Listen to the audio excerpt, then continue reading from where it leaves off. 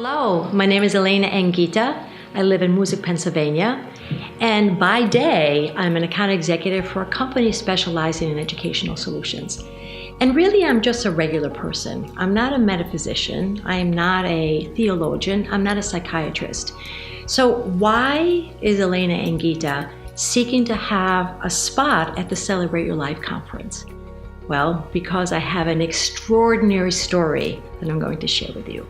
And the story began about 3.5 years ago when I was completing a mundane task of putting laundry away in my house.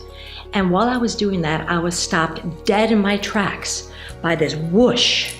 And in my mind's eye, I saw the phrase, "a thank you a day." That whoosh was so impactful that it propelled me into action. And the action was to write a thank you note every day to a real person. And that's completely transformed my life.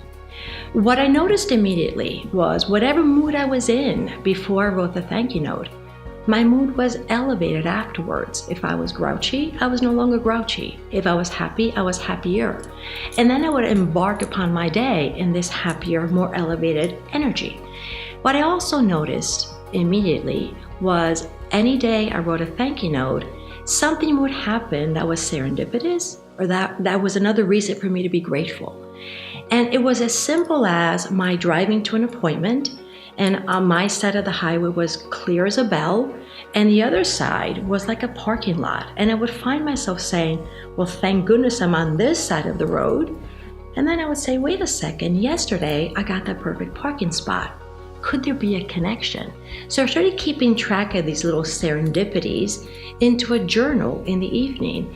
And then the serendipities became so big, I started calling them my daily miracles.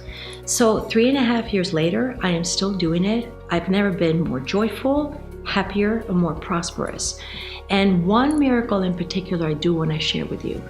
And it happened a few months into this practice. As you can imagine, having to write a daily thank you note to a person can be a bit of a challenge.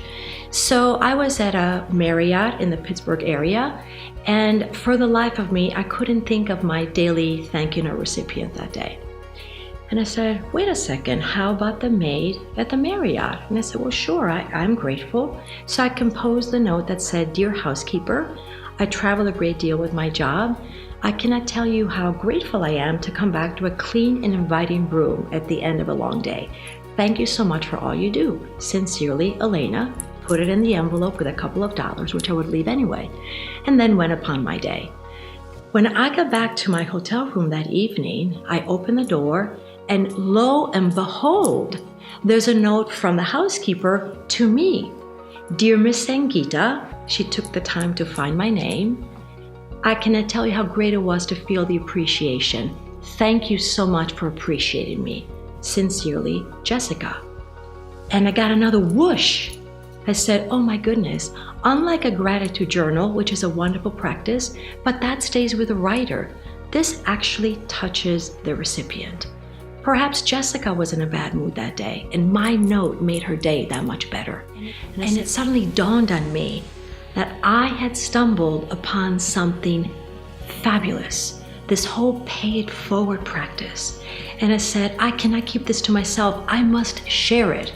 I must share it with the world and help make it a better place. So I wrote a book that came out last November, Spread Thanks. I started a movement where people can practice this gratitude and make the world a more positive place and help themselves. And I have a workshop where I take the participants through my story, but also through the practice of using gratitude to change their lives and help the world. So in summary, that is my abbreviated story. I hope that I have whet your appetite enough for you to invite me to share this story with your audience in November. Thank you so much.